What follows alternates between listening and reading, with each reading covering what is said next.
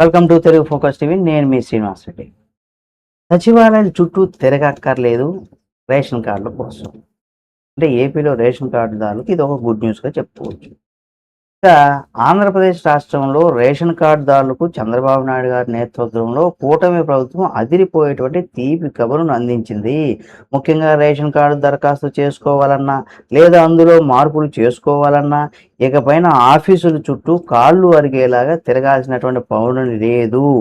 పౌర సరఫరా శాఖ సేవలను మరింత వేగవంతం చేస్తూ సామాన్యులకు కూడా అందుబాటులోకి తీసుకురావాలని కూడా ప్రభుత్వం ఒక కీలకమైనటువంటి నిర్ణయం తీసుకుంది. ఇకపై మీ సేవా కేంద్రాల ద్వారా కూడా రేషన్ సేవలను సులభంగా పొందవచ్చు. మీ సేవలో 9 రకాలైనటువంటి సేవలు ఉన్నాయి.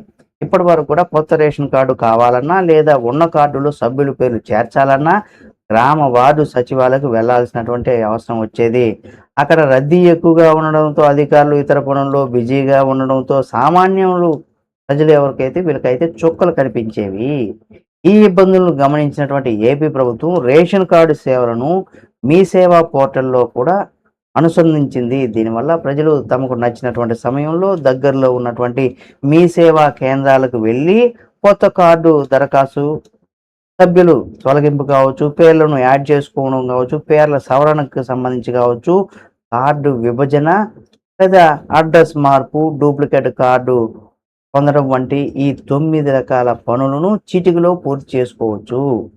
అయితే ఇలా చేసుకోవాలంటే కావాల్సినటువంటి డాక్యుమెంట్లు ఏవి అనేది కూడా మనం తెలుసుకోవాలి. ముఖ్యంగా రేషన్ కార్డులో మార్పులు అనుకునేవారు కొన్ని కీలకమైనటువంటి పత్రాలు వెంట తీసుకోవాల్సినటువంటి అవసరం ఉంటుంది. కొత్తగా పెళ్ళైన వారైతే కార్డులో పేరు చేర్చాలనుకుంటే పెళ్లి పత్రిక లేదా మ్యారేజ్ రిజిస్ట్రేషన్ సర్టిఫికేట్తో పాటుగా ఆధార్ కార్డు జిరాక్సులు సమర్పించాలి. ఇక చిరునామా మార్పు లేదా ఇతర సవరణల కోసం బర్త్ సర్టిఫికెట్, మార్పుల లిస్టు లేదా ఎడ్యుకేషనల్ సర్టిఫికెట్ గుర్తింపు కార్డులు కూడా వాడుకోవచ్చు. మరి ఈ పత్రాలు స్కాన్ చేసి ఆన్లైన్లో అప్లోడ్ చేయగానే మీ దరఖాస్తు ప్రక్రియ పూర్తవుతుంది. ఇదే ఎప్పుడు కూడా ఒక నిరంతరమైనటువంటి ప్రక్రియ చెప్పుకోవచ్చు. అంటే కొత్త రేషన్ కార్డుల కోసం దరఖాస్తు చేసుకోవడానికి ఎటువంటి గడువు కూడా లేదు. ఈ విషయాన్ని ప్రభుత్వం స్పష్టం చేసింది. ఇది ఒక నిరంతరమైనటువంటి ప్రక్రియ అని కూడా చెప్పుకొచ్చింది.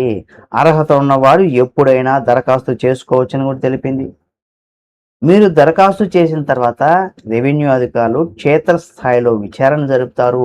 మీ ఆర్థిక స్థితిగతులను, నిబంధనల ప్రకారం మీరు అర్హత ఉందని తెలిపిన వెంటనే ప్రభుత్వం స్మార్ట్ రేషన్ కార్డు కూడా జారీ చేస్తుంది.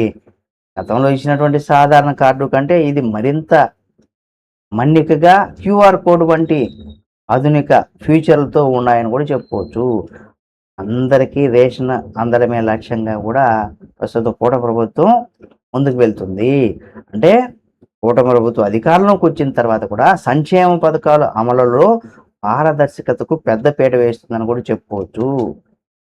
అనర్హులు ఏరివేతకు సంబంధించి కావచ్చు, దాంతోపాటుగా నిజమైనటువంటి పేదలకు రేషన్ కార్డు అందేలాగా చూడాలని కూడా అధికారులను ఆదేశించింది. సచివాలయ సిబ్బంది కొరత లేదా పని ఒత్తిడి వల్ల ఏ ఒక్కరు కూడా ఇబ్బంది పడకూడదనే ఒక ఉద్దేశంతోనే మీ సేవా కేంద్రాల్లో అందుబాటులోకి తెచ్చాయి. ప్రజలు ఈ అవకాశాన్ని వినియోగించుకోవడం వల్ల తమ కార్డుల్లో ఉన్నటువంటి తప్పులు సవరించుకోవచ్చని కూడా పౌర సరఫరా శాఖ ఇక్కడ సూచించింది.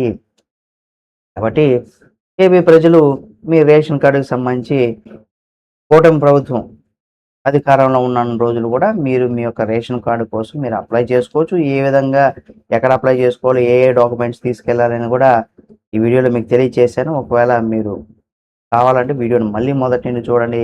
తప్పనిసరిగా ఇది ప్రతి ఒక్కరికి కూడా షేర్ చేయండి. ఎందుకంటే ప్రతి ఒక్కరు కూడా ఉపయోగకరమైనటువంటి సమాచారం కాబట్టి మీరు నచ్చితే లైక్ చేయండి. మరిన్ని వీడియోల కోసం మన Telugu focus TV channel subscribe చేసుకొని పక్కన ఉన్న బెల్ బటన్ ఒకటి మాత్రం మర్చిపోకండి.